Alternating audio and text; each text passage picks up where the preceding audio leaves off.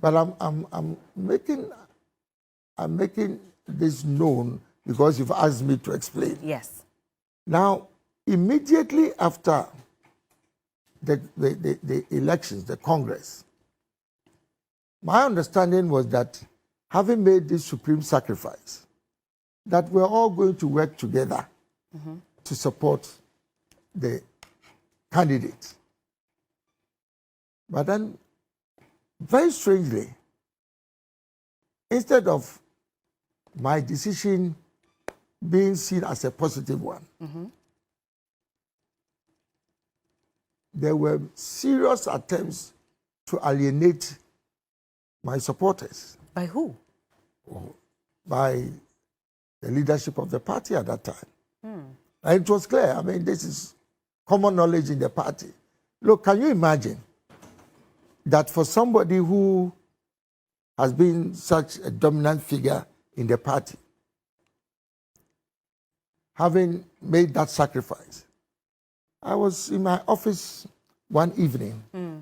I turned on the television and they were launching the campaign for the newly, I would say, Elected candidate? Elected candidate. That was Nanado at the time? Yes, Nanado at that time. Inaugurating the campaign team and the campaign for the candidate. And the one who was the MC said, you can see all the big men in the party are here, except Alan Chirmatin, who has traveled out of the country. When you were in the country? I'm sitting in my office. You were not informed about this? Otherwise, why would I be sitting there? It was a series of things that made it very clear that in spite of what I thought was a positive gesture that I made, that people were still very uncomfortable with Alan because I have a strong personality. There's no doubt about that. I've heard that too. Yes, but why not? That's just me. I'm calm, but I have a strong personality. So right from that time, it was clear that Alan somehow and his followers were being seen as disruptive, you know. And I found it very strange because we were the ones who were rather supporting the candidate to bring peace into the party. And it went on for a very long time. At a point where I made a decision that when people commit themselves to support me, I have a responsibility to protect them. Okay. I made representations to the leadership of the party in several ways, but it went unheeded. So I made a decision that, well, I have no choice. If my presence in the party is going to continue to create tension and division in the party, then what was the point in me making that sacrifice? Then I might as well step back and then give people the peace to go on. So I gave notice of my and the phone has said to me that tribe, so subscribe to your channel and like the video. When you special link, will be about inside KB. But you say after Alan Chirmatin resigned for MPP party, no, not the presidential MPP party. No. What questions will be questions? Ebisano. But I quite see in Shian 101, no, yen to me Ebisano science seminar. And when I hear what tonight the New Day show so Belamundi and a co-host TV so just saying some questions we bring na Belamundi Ebisana I say oh boy saying ya tofa yano or Kasai in a Casan ewa saying some na edoso. It means some web qua Gibrana young could say in summer a honorable Alan Chirmatin or the Tuja. Honored to be speaking to former Minister of Trade and Industry and now presidential independent candidate Alan John Kwadwo Chirmatin. Good morning, sir. Thank you very much. Thank you so much for joining us. Good. How are you doing? Not too bad, and you? I'm not bad at all. I'm honored to be speaking to you this morning. Very well. I mean, I don't think it came as a surprise when you announced that you were going independent. A lot of people had whispered here and there really? That we were suspecting that that could be the next announcement Next that big you move. made. Next big move. Yeah. And so, first of all, I just want to find out from you, do you think that this was the right decision to make? Yes, sorry, and let me say thank you for the opportunity for this interview. I've been in the political game for a very long time, and I've been very strategic about how I've positioned myself over the years. I also have a very strong professional background. So you may say that I'm not a typical politician. So I'm a politician, but I also have a professional background. Yeah. And having been in frontline politics for all these years, it was time for me to move on, to be the agent of change and transformation in our country. Yes, we can argue that, but you can bring change, you can bring transformation when you are minister. That is true. Yeah. But I've served in 2 administrations. I've proved my worth. And there's a sense in governance that would tell you that at the highest level of executive authority, that's if you occupy the seat of the presidency, that is the point and level at which you have absolute opportunity and control to make that change and transformation occur. So basically that is what has driven me first to make that decision to contest for the presidency. To have control. Yes, no, I'm saying that if you're occupying the highest level of executive authority, which is the presidency, then you're in the best position to become that agent of change and transformation. I would have wished that I would have used the vehicle of the party that I helped to establish, which is the New Patriotic Party. But for various reasons, which I think I've made clear, different circumstances, I've decided that I'll go directly to the people of Ghana and make my case. I see, but then if you talk about control, then again it comes to the issue of the power within the party and who gets to control it at one point or the other. You didn't have that? No, maybe you've misunderstood the point I was making. Okay. I was saying that I want to be the agent of change and transformation in the country. And my view is that at the highest level of executive authority, you are in the best position to effect that change. Okay. And so it's not change within the party. Okay. Yes. I see. We are talking about the move towards the presidency. But why did you choose the butterfly to represent this move? First, because if you know how the butterfly is engineered genetically, it symbolizes change, it symbolizes transformation, it symbolizes hope and then positivity. So it is aligned to this whole process that I want to lead, the process of change and transformation. And there could be no better reflection of this than the butterfly, if you know how the butterfly evolves. Okay. Do the colors represent anything at all? The colors, the symbol is a monarch butterfly symbol. Okay. And the golden color in it symbolizes our natural resource endowment, which is gold. Okay. Yes, and you find traces of black in there. And I believe that Ghana still is the black star of Africa. And I hope that if I become president by the grace of God, that Ghana will rise again and become the shining star of Africa, which we were once many years back. But again, if you look at the choice of Butterfly and all that, a lot of people are saying that you've been too laxed in the past. I mean, wanting to be president and knowing that... Too lax in what sense? Well, too relaxed. I Too mean, relaxed, even when okay. you announced the GTP Yes. plan as well, a lot of people were saying that they were hoping to hear from you. They were waiting for some vigorous campaign. Yes. But we weren't hearing from you as much. Yeah. You're right, you know. And he's answering all the questions that you have been asking on social media, as well as telling us all about the movements for change and the great transformational plan and what he has for us as Ghanaians. But Bella, before we get into that, yes, I have a strong reservation with the description that I left the party clandestinely. Well, I'm just deducing from what they said that you didn't tell them. Not you. I'm talking about whatever the representation that they are making. You know. They said it was premeditated. Even when they were trying to address your concerns. We don't need to get into that discussion. I mean, very respectfully.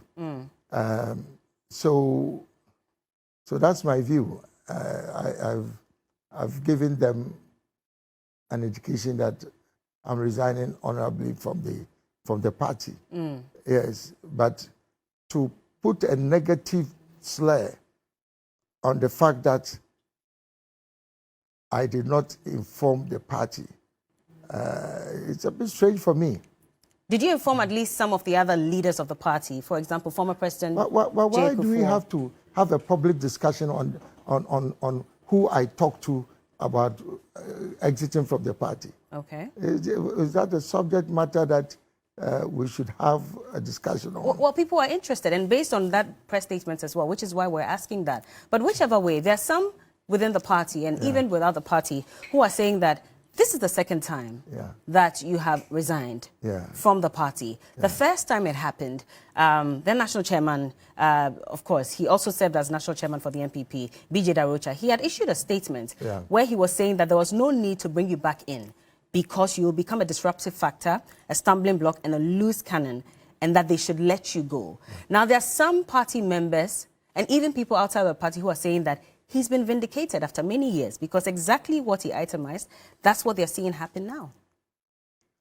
I've always had a challenge with having, interviews because somehow I feel that we can make better use of the interview time discussing substantive matters that will move our country forward. I'm saying this very respectfully because I had an interview yesterday and the same issue came up. Yeah. And I responded to it. But I can understand this is a different platform. So it might require me also to go through the same exercise. I was a founding member of the NPP. In fact, when the party was established, the leaders of the party at that time were either coming back from exile or coming back from detention. So many of the frontline leaders of the party were financially incapacitated. It took a group of young business executives and professionals who at that time, I would say, were in their elements. And that group was called the Young Executive Forum. And I happened to be the chairman of the Young Executive Forum. This is 1992. And it was the Young Executive Forum which I chaired. My secretary was Honorable Barredo of blessed memory, former Minister of Finance. This was the group, but I'm making this known because you've asked me to explain. Yes. Now, immediately after the elections, the Congress, my understanding was that having made this supreme sacrifice, that we're all going to work together to support the candidates. But then, very strangely, instead of my decision being seen as a positive one. There were serious attempts to alienate my supporters. By who? By the leadership of the party at that time. And it was clear. I mean, this is common knowledge in the party.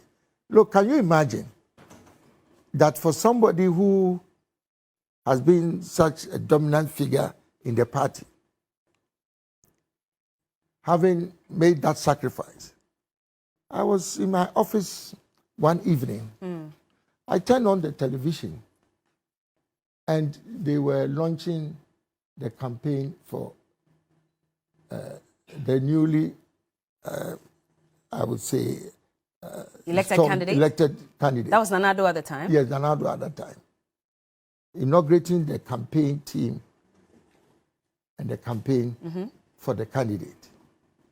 And the one who was the MC said, you can see all the big men in the party are here, except Alan Chematin, who has traveled out of the country. When you were in the country? I'm sitting in my office. You were not informed about this? Otherwise, why would I be sitting there? It was a series of things that made it very clear that in spite of what I thought was a positive gesture that I made, that people were still very uncomfortable with Alan because I have a strong personality. There's no doubt about that. I've heard that too. Yes, but why not? That's just me. I'm calm, but I have a strong personality. So right from that time, it was clear that Alan somehow and his followers were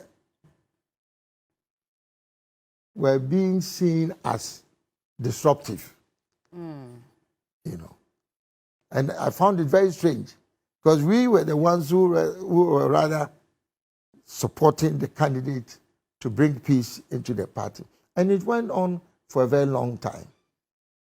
At a point where I made a decision that when people commit themselves to support me, I have a responsibility to protect them.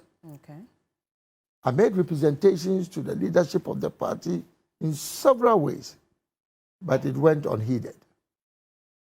So I made a decision that, well, I have no choice. If my presence in the party is going to continue to create tension and division in the party, then what was the point in me making that sacrifice? Then I might as well step back and then give people the peace to go on. So I gave notice of my resignation. Now, as soon as I did that, the then chairman of the party requested Mr. B.J. Darocha, because I'm only speaking to this because requested Mr. B.J. Darocha to try and then get me to tell my side of the story, with a view to helping deal with the matter. So I went to see him. I told my side of the story. My understanding was that he was now going to listen to other key players in the party and then make a determination as to how we could resolve it. If I was not a valuable asset to the party, I'm sure they would have said, well, if you want to resign, just go. But lo and behold, within a couple of hours, Mr. Darocha had made a statement to the effect. What I just read, that you were going to be a disruptive person and a loose cannon. Yeah, a loose cannon. So I went back to him and I put it straight to him that you have no right, no business to make that statement. You are a very respectable man. I've made my case. How do you then proceed to make that judgment? So in actual fact, I called his bluff. And I don't regret that I did that. And it was when I called his bluff that they realized that things were going to get out of hand. Okay. And then the party chairman then requested a full committee now. They forgot about the Rocha.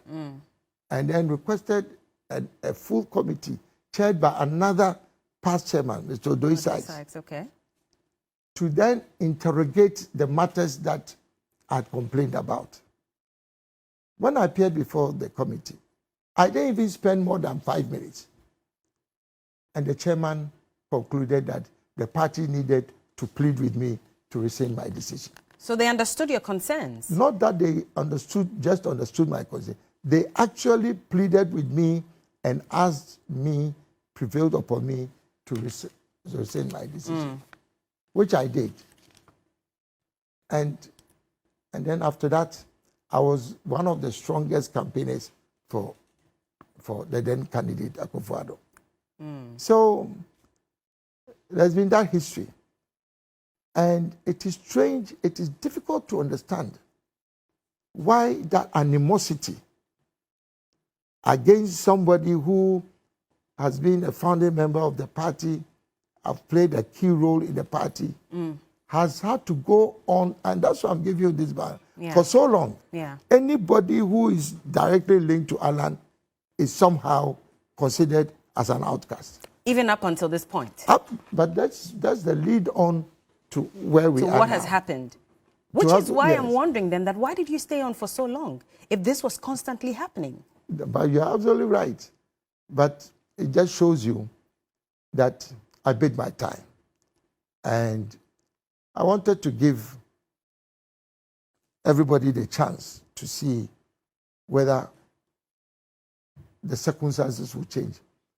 I mean, if for somebody who had been a founding member and having chaired the most important group within the party in terms of providing the financial back for the party, I didn't deserve that, you know. But somehow it happened. Now, on more sober reflection, I realized that it was coming from only one thing. There was a perceived somehow thinking in the party that the former President Kufuor, that I was being groomed to be the heir apparent. That was the story on ground. Yes. But I scoped for you a little bit the role that I played. President Kufuor did not bring me into politics. He did not bring me into politics. And sometimes you talk to him and he feels very hurt that for somebody who even refused a ministerial appointment from him, that people keep on talking about the fact that it was Kufuor who, as it were, brought Alan into politics. And that my going to the US and coming back was all engineered. I had a very distinguished career, both in the private sector and in the public sector, before I came into politics. At the age of 22, I was the youngest manager ever in the Unilever company in Ghana. So my record has been there. And so somehow that has been part of the problem. And I think it's unfair to President Kufuor. But unfortunately, this has continued for a very, very long time, even after, he exited. And even beyond that, you served about 6 years in the current administration. Oh, yes, yes. As well, 6 long years as Minister for Trade and Industry. Yes. Things clearly weren't going right within the party based on Ghanaian sentiments. And I'm Ghanaian. Yes. I wasn't too happy with a lot of things. In the party? Well, I'm not a member of the party. But generally, in Ghana, things didn't look right. Yes. And we had complained severally about those things. Yeah. We didn't hear you speak up about those things. But is that what you expect a founding member of the party to do?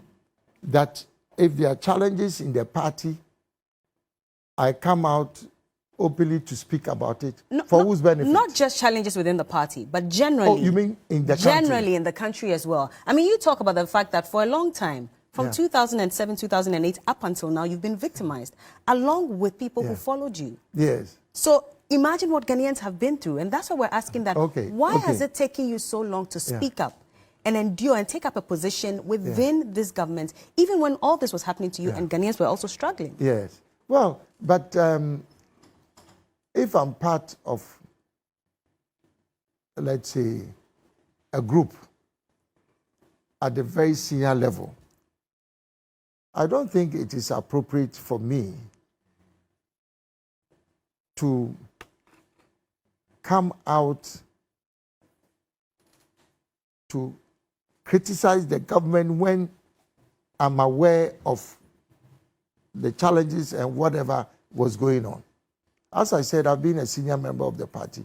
The last thing I would do is to claim that I had no knowledge of whatever was going on. So you were very much aware of everything? I was very much aware of everything. But I'm suggesting to you that it is not appropriate. I mean, if some people would have taken a different view, that you are part of it, and then you come out and you are making noise about the government, then why would you not step out? Sir, there were 10 pillars. One pillar was to identify new strategic anchor industries for Ghana to diversify our economy away from cocoa and gold. Vehicle assembly, oil and gas, bauxite and aluminium, iron and steel, industrial starch, 10 new strategic anchor industries that we've introduced to diversify our economy. I mean, if we want to have a discussion on just one of the 10, I want you to get this right. I'm listening, sir. As Minister for Trade and Industry, I put forward a blueprint for industrial transformation. Forget even about trade, only the industry part. 10 key components of industrial transformation. Yes, sir. 1D1F was just one small component. Another component was establishing new strategic anchor industries to diversify the economy. That particular component had 10 different, I would say, initiatives. One of them was automobile assembly. Automobile assembly. I'll just give you one example out of the 10 strategic anchor industries. Yes, sir. Within a matter of 2 years, Ghana has been able to attract 5 of the 6 global companies, automobile companies, to Ghana. As I speak now, Toyota is producing in Ghana. They are producing Hilux. They are producing a saloon car. Volkswagen is here. Peugeot is here. Nissan is here. Kia is here. Hyundai is here. Hyundai is producing 5 different models. Kia is producing 5 different models. Volkswagen is producing 5 different models, all within a matter of 2.5 years. Could this happen by chance? So how affordable are these vehicles to the regular Ghanaian? How affordable? Yes, please. As the Americans say, how much money do you have to pay? But I need to work as a young person. And if I don't have a job, and you talk about all these factories and all these cars, of course, I would love to own a car. So now you've moved. So I'm just saying that. No, it's fine. Look, me, I don't have a problem. You're doing your job, you know. Look, as the Americans will say, you got to do what you got to do. You got to do what you got to do. No, so I don't have a problem. But how would I be But able I to start afford these talking, beautiful you are cars? saying that nothing is happening. I've told you just one. I acknowledge that, sir. And now you have moved from, oh, okay, you've done well, but how much is the cost of the car? At least I am patting your back, sir. Yes, you talk about the assembling but of why these don't vehicles. you pat it properly before you ask about it? I'm patting you, said, yes, you've done a great job. But as a young person, I'm lucky to have a job. Yes. So I can afford a few things here and there. Yes. Now, even the things that, I would require, they've become luxury for me because it's expensive. Yes. So yeah. having a car in Ghana, but I agree it's with not you. an easy thing. If I don't have a job, yeah, but you how see, do I see this as but something you're that's absolutely beneficial right. to me? I know you are an advocate for youth. Yes. For the youth, and they love you. I know that. Thank you, Yes. Ghana youth. So, yes, I recognize myself that youth unemployment is the biggest challenge, that we have in Ghana. Okay, but that is the basis for the industrial transformation agenda that Tell I us was more about pursuing. that. Okay. Oh, but I started. I mean, like. Okay, but we're going back to it no, now. No, so I'm saying that if you go to the advanced economies and you start talking about job creation, it's all on the back of industrialization. The most advanced economies in the world are also the most industrialized. Yeah. United States, China, Japan, Korea. Why are they the most successful countries? It's because there's production. Okay. They've industrialized. And when you industrialize, you create opportunities for jobs. So that is exactly the kind of thing that I am interested in. Okay. And that was what if we had time and I was telling you, you'll be amazed. But, that is why I'm saying that you have to provide an opportunity for individuals who show that they have the vision and the competence and the integrity to make a difference. You have to give them the opportunity to rise up to the highest level of executive authority so that they can make that vision become a reality. Okay. Because all the sections of society can participate in our governance structure. Now, a government of national unity then allows us to focus as a country on one common national agenda. So it is the manifesto of Ghana, not the manifesto of MPP or NDC. So that is central to my change agenda. But what is also key is the fact that we need to build consensus around a transformation plan. And I've already put forward a major blueprint, which is the Ghana Transformational, the Great Transformational Plan, GTP. As I speak now, the NDC, I've not heard them talk about even one single policy. So how do you bring back NDC? To do what? As I speak now. Okay. To come and do what? Because they've not told us what they are coming to do. You are complaining about no jobs. Have you heard the NDC articulate even one policy? In recent times? Well, you're talking about... No, in recent times. Moving into the 2024. Because we are talking about going into the future. Yes, sir. In the case of the NPP, we've done a lot, but we have serious challenges with the economy now. The Minister of Finance, in my view, has not given us a credible program to get us out of the kind of crisis that we have now. Okay. And so when I talk about going beyond the duopoly, we also need a blueprint for transformation. And I've already put forward that blueprint. And I'm seeking the support of the people of Ghana to be able to execute that plan. And I've also talked about behavioral change in Ghana. Yes. Because when you talk about change, it's not just about what NDC or NPP are doing or not doing right. It's us as Ghanaians, that basic education. All right. Well, let's go back to your quest to become president. And you're saying that you're running as an independent candidate. Yeah. History has not favored independent candidates. Yeah. And I'll just mention a few people within the Fourth Republic. So in 2008, the first ever independent candidate in the Fourth Republic, Kwesi Amwafo Yeboah, he only garnered 0.2% of the votes, national votes. Jacob Osei Yeboah, who we all call Joy, he got onto the ballot in 2012 and 2016. On both occasions, 0.1% and 0.15% respectively at the national level. Now, if you look at these statistics and you say that you're going as an independent candidate, are you not concerned? No, the circumstances are different. Okay. I cannot speak for those two individuals. They are great guys, but my circumstances are different. As I said, I've been a senior member, a founding member of the New Patriotic Party, and I have traction on the ground. Remember, this is not about delegates.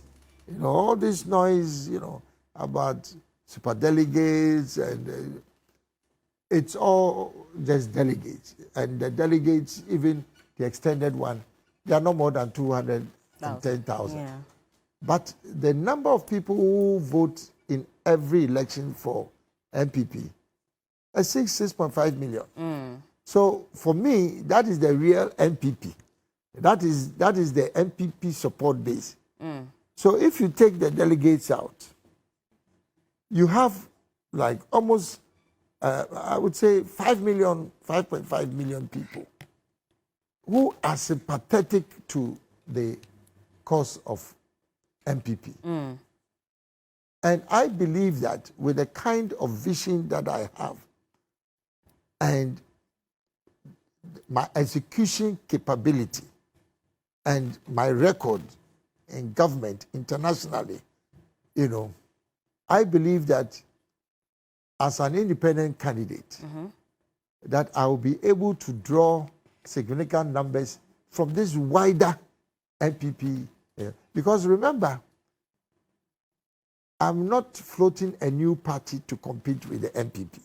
That's the difference. Okay. That's the difference.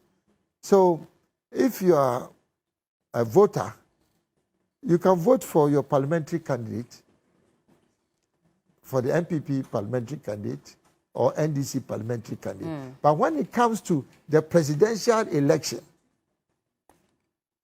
I'm offering an alternative to the people of Ghana. Because, you know, in an executive presidency, power resides in one man, the president. So the president has to be elected on the basis of his own profile and his merit, not on the strength of the party. I don't know whether you are getting the logic. Yeah. The person controls all power in Ghana. So when people are making decisions on who becomes president, it must be based on the individual's own merit, not on the strength of the party. And so people can argue, as some of the people who are making negative propaganda, you know, the Alan is finished.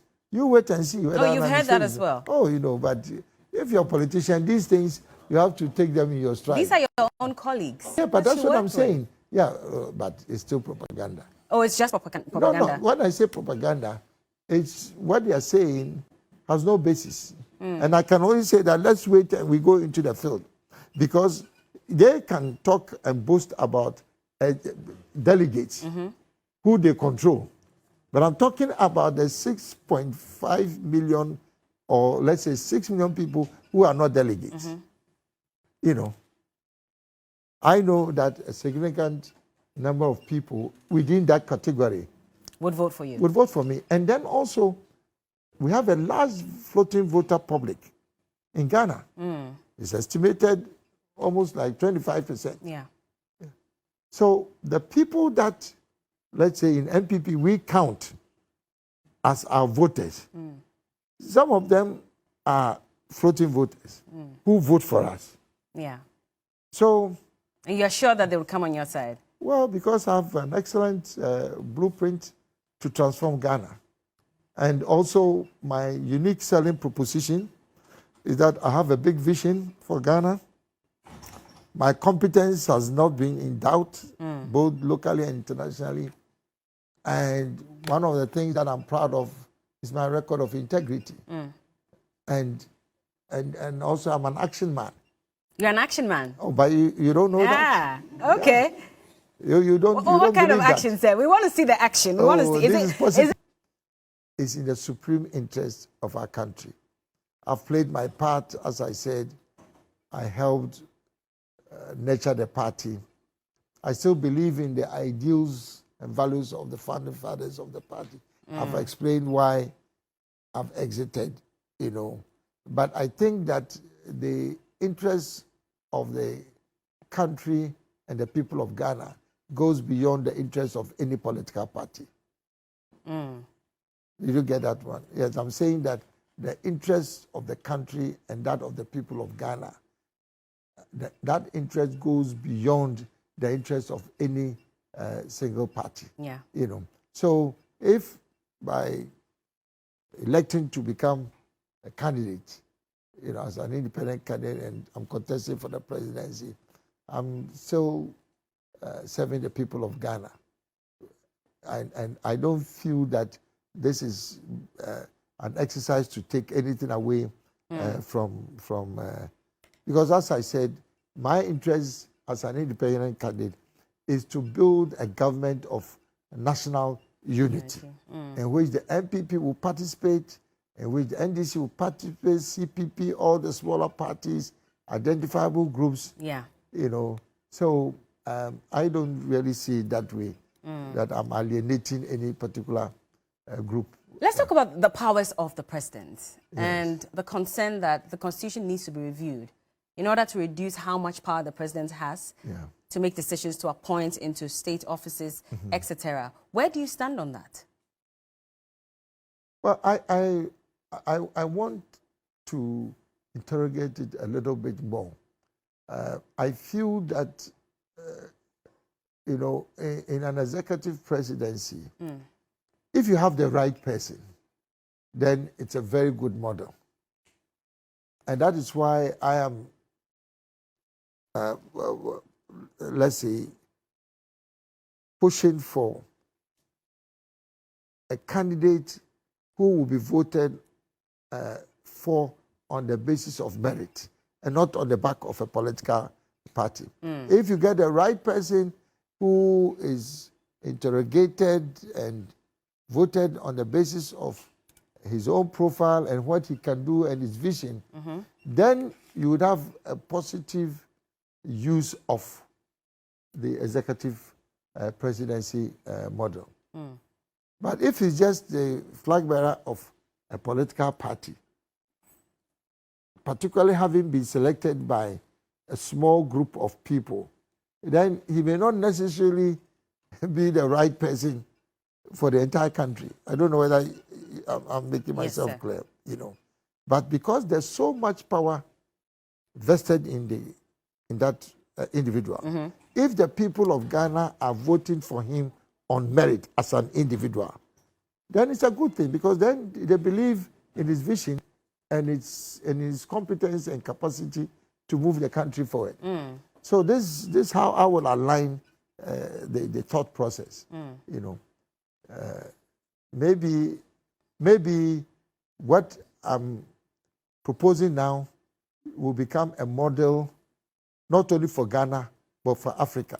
That when it comes to selecting presidential candidates to become president, they should come on their own merit as individuals, not on the back of parties. Okay. But for legislative and parliamentary elections, yes, you can have parties identifying, you know, potential people to stand as. I see. Yes, that for me should be the model. So we can have the political parties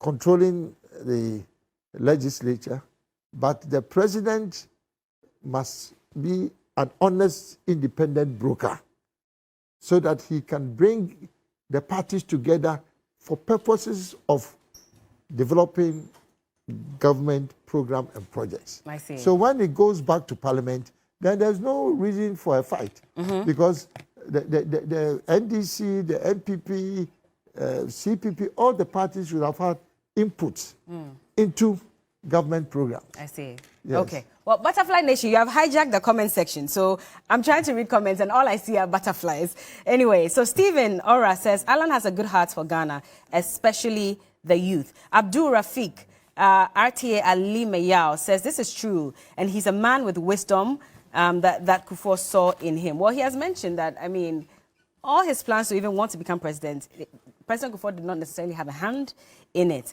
Watch. Other phenomenon saying, other phenomenon in seminal and I could see a banner to see I'm just saying, Akuma at all, and I'm questioning when I won't see, and I say, question when I super say, won't be son, but now who will be able to be son of the right answer. He's saying the right answer, or so.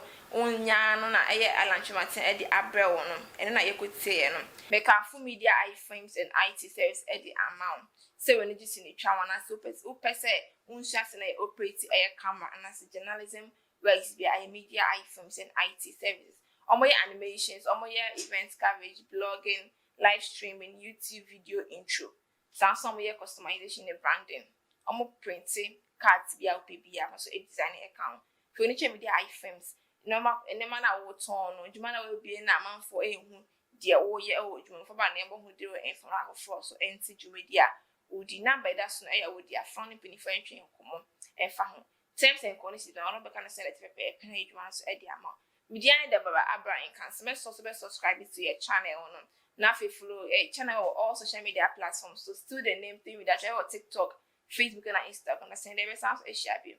They made that try the voice of the people.